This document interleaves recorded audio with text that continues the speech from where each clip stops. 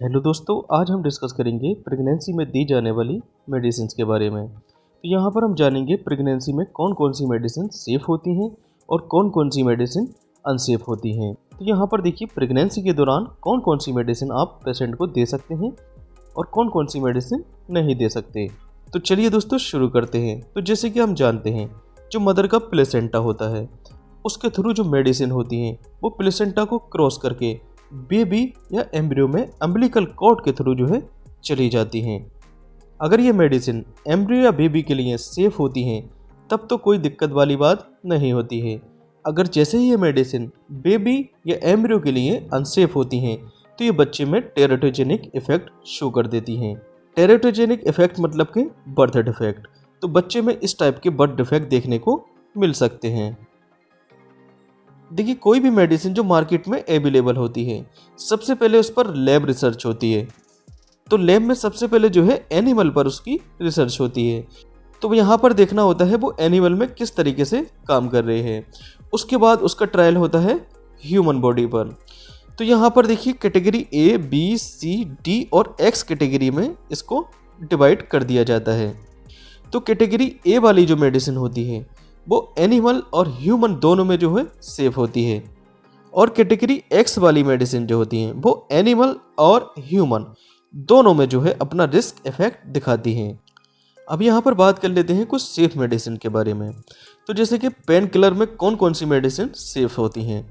तो pain killer, या इसको हम एनाल्जेसिक मेडिसिन के नाम से जानते हैं। पेन किलर के साथ साथ ये मेडिसिन जो होती हैं वो फीवर को भी कम करती हैं। तो कौन कौन सी ऐसी मेडिसिन होती हैं जो प्रेगनेंसी में ये सेफ होती हैं। तो पहली होती है पैरासीटामोल, दूसरी होती है इबुप्रोफिन। तो इबुप्रोफिन जो होती है वो 20 वीक ऑफ प्रेगनेंसी तक सेफ मानी जाती है। इसके बाद जो है इबुप्रोफिन को यूज़ नहीं करना होता है। तो बुखार या बॉडी में दर्द कम करने के लिए पैरासीटामोल का यूज़ किया जा सकता है। नेक्स्ट बात कर लेते हैं एंटीबायोटिक्स मेडिसिन के बारे में। तो एंटीबायोटिक्स मेडिसिन जो कि बैक्टीरिया की ग्रोथ को रोक देती हैं या बैक्टीरिया को किल कर देती हैं। तो बैक्टीरिया इन्फेक्शन, जैसे कि ब्रेन में बैक्टीरियल इन्फेक्शन हो जाता है, या इंटेस्टाइन में इन्फेक्शन, या ओरल कैविटी में इन्फेक्शन, या यूरिनरी ट्रैक्ट लंग्स में इन्फेक्शन, या मेमोरी ग्लैंड में इन्फेक्शन, या रिप्रोडक्टिव सिस्टम में इन्फेक्शन, या स्किन इन्फेक्शन। तो यहाँ पर देखिए, कहीं पर भी बैक्टीरिया का इन्फेक्शन हो सकता है। तो इसको रोकने के लिए कौन कौन सी मेडिसिन जो होती हैं वो प्रेग्नेंट लेडी में सेफ मानी जाती हैं। तो यहाँ पर ये एंटीबायोटिक मेडिसिन है जो प्रेग्नेंट लेडी को दी जा सकती हैं, जैसे कि पेनिसिलिन, एजिथ्रोमाइसिन, सेफेक्सिम और एमोक्सिसिलिन, और सेफ्ट्राइक्सोन एंड सेफोटेक्सिम। तो सेफ्ट्राइक्सोन जिसको हम मोनोसेफ के नाम से जानते हैं, और सेफोटेक्सिम जिसको हम टेक्सिम इंजेक्शन के नाम से जानते हैं। तो ये दो इंजेक्शन प्रेगनेंसी के केस में लगाए जा सकते हैं। नेक्स्ट बात कर लेते हैं, अगर प्रेग्नेंट लेडी को एसिडिटी हो जाती है या पेट में अल्सर हो जाता है तब कौन कौन सी मेडिसिन सेफ होती हैं। तो यहाँ पर जान लेते हैं। देखिए, पेट में ज़्यादा एसिडिटी के कारण या बैक्टीरियल इन्फेक्शन के कारण पेट में जो है अल्सर हो जाता है, मतलब कि पेट में छाले पड़ जाते हैं, या स्टमक का जो कंटेंट होता है वो बैक फ्लो हो जाता है, जिसको हम GERD के नाम से जानते हैं, मतलब कि गैस्ट्रो ईसोफेजियल रिफ्लेक्स डिजीज के नाम से जानते हैं। अगर प्रेग्नेंट लेडी में ये सिचुएशन देखने को मिल रही है तब कौन कौन सी मेडिसिन सेफ होती हैं। यहाँ पर एसिलॉग 150 का यूज़ कर सकते हैं, जिसमें होता है रेनिटिडीन, और ओमिप्राजोल या पेंटोप्राजोल या लेंसोप्राजोल या गैबिस्कॉन, ये मेडिसिन का यूज़ आप कर सकते हैं। नेक्स्ट आती है एंटी स्पाज्मोटिक मेडिसिन। तो स्पाज्म मतलब होता है, देखिए, ऐंठन या मरोड़। तो यहाँ पर देखिए, अगर एब्डोमिनल रीजन में किसी भी तरह का स्मूथ मसल में ऐंठन या मरोड़ हो जाती है तो इसको दूर करने के लिए एंटी स्पाज्मोटिक ड्रग्स का यूज़ किया जाता है। तो ये मेडिसिन क्या करती हैं, ये मेडिसिन स्मूथ मसल को रिलैक्स करने का काम करती हैं। तो स्मूथ मसल जैसे कि स्टमक की मसल, इंटेस्टाइन की मसल, या यूरिनरी ब्लैडर की मसल्स। तो इन मसल्स में जो ऐंठन या मरोड़ हो जाती है इसको ये दूर करने का काम करती हैं, मतलब कि ये रिलैक्स कर देती हैं। तो यहाँ पर कौन कौन सी सेफ मेडिसिन होती हैं, जैसे कि डेरोटाबेराइन और बेगा स्पाज। तो ये दो मेडिसिन जो है पेशेंट को यहाँ पर दी जा सकती हैं। नेक्स्ट बात कर लेते हैं कॉन्स्टिपेशन। कॉन्स्टिपेशन मतलब कि कब्ज। अगर प्रेग्नेंट लेडी को कॉन्स्टिपेशन हो जाता है मतलब कि कब्ज हो जाता है, तो कॉन्स्टिपेशन में देखिए क्या सिचुएशन देखने को मिलती है। तो कॉन्स्टिपेशन में देखिए स्टूल जो होता है वो टाइट हो जाता है, जैसे कि हम यहाँ पर देखिए एक्सरे इमेज में देख पा रहे हैं। ये जो है टाइट स्टूल यहाँ पर देखने को मिल रहा है, जो कि ब्लैक कलर की शेडो यहाँ पर देखने को मिल रही है। कॉन्स्टिपेशन में जो बाउल मूवमेंट होता है, जो आंतों का मूवमेंट होता है, जिसको हम पेरिस्टालसिस मूवमेंट के नाम से जानते हैं, वो मूवमेंट कम होता है।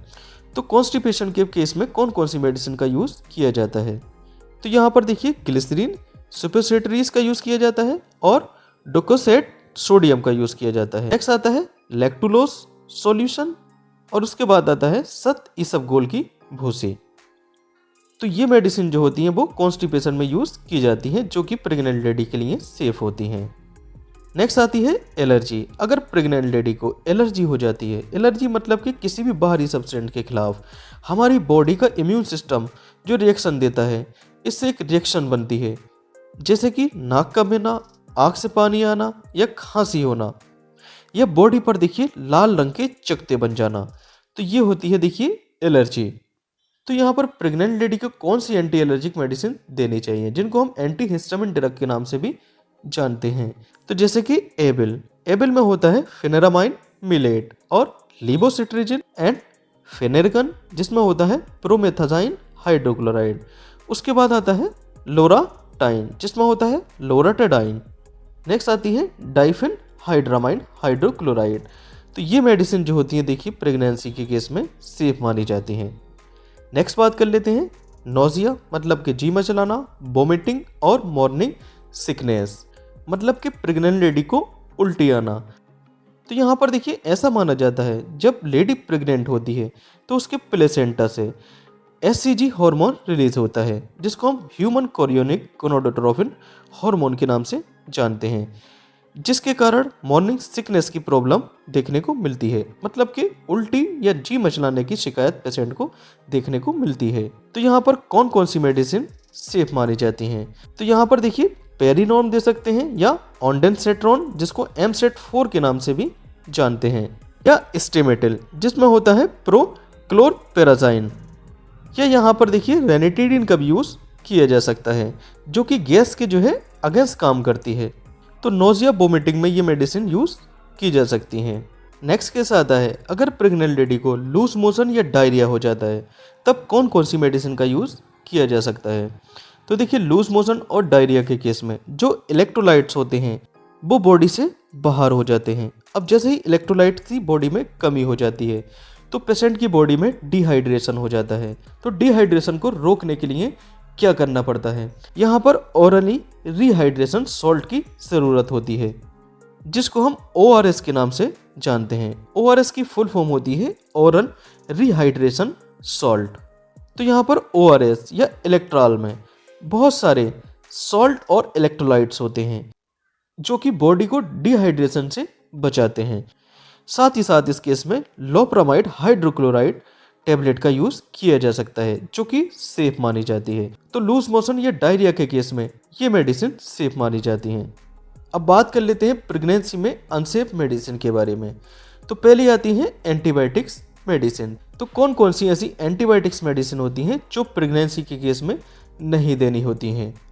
तो वो मेडिसिन जिनके अंत में ऑक्सासिन लगा जाए वो प्रेग्नेंट लेडी को नहीं देनी होती हैं, जैसे कि सिप्रोफ्लॉक्सासिन।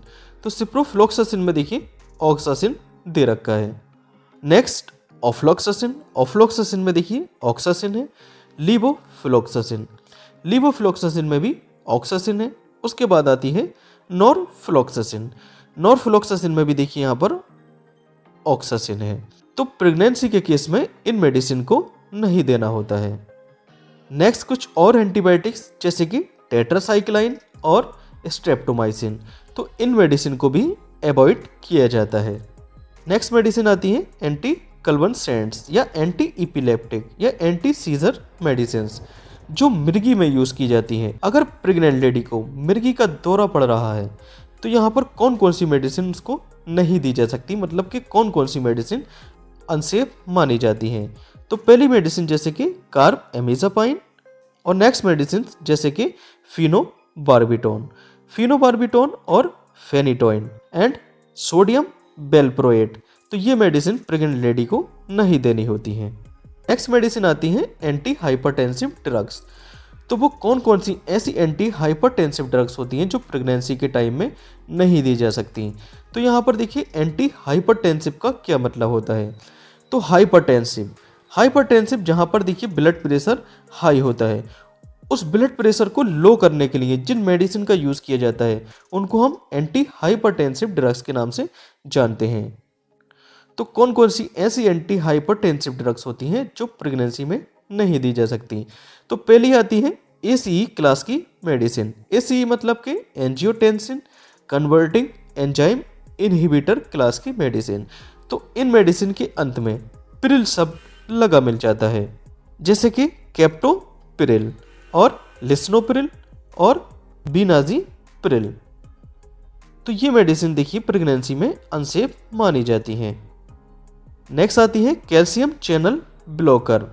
कैल्शियम चैनल ब्लॉकर ऐसी मेडिसिन होती है जिनके अंत में डाइपाइन शब्द देखने को मिलता है, जैसे कि निस्लोडाइपाइन और फिलोडाइपाइन। तो यहाँ पर देखिए डाइपाइन है और यहाँ पर भी डाइपाइन है। इसका मतलब ये कैल्शियम चैनल ब्लॉकर मेडिसिन है और ये ब्लड प्रेशर को कम करने वाली मेडिसिन होती हैं। तो ये मेडिसिन देखिए प्रेगनेंसी में अनसेफ मानी जाती हैं। नेक्स्ट एंटी हाइपरटेंसिव ड्रग्स होती हैं बीटा ब्लॉकर्स। तो बीटा ब्लॉकर्स मेडिसिन के अंत में जो होती हैं वो लॉल शब्द या एलोल शब्द लगा मिल जाता है, जैसे कि एटीनोलोल और मीटोप्रोलोल। तो इन मेडिसिन को भी प्रेगनेंसी के टाइम में सेफ नहीं माना जाता है। नेक्स्ट मेडिसिन आती है एनसेड क्लास की मेडिसिन। एनसेड मतलब कि non steroidal anti inflammatory drugs. तो यहाँ पर देखिए एस्पिरिन और इबुप्रोफेन। तो यहाँ पर एनसेड क्लास की मेडिसिन क्या काम करती हैं। ये पेन मतलब कि दर्द और इन्फ्लामेशन और फीवर को कम करने का काम करती हैं। तो यहाँ पर देखिए एक बात ध्यान रखने वाली होती है, अगर ये मेडिसिन लार्ज डोज में ले ली जाती हैं तो फर्स्ट ट्राइमेस्टर मतलब कि पहले 3 महीने में मिसकैरेज मतलब कि गर्भपात होने की शिकायत हो सकती है।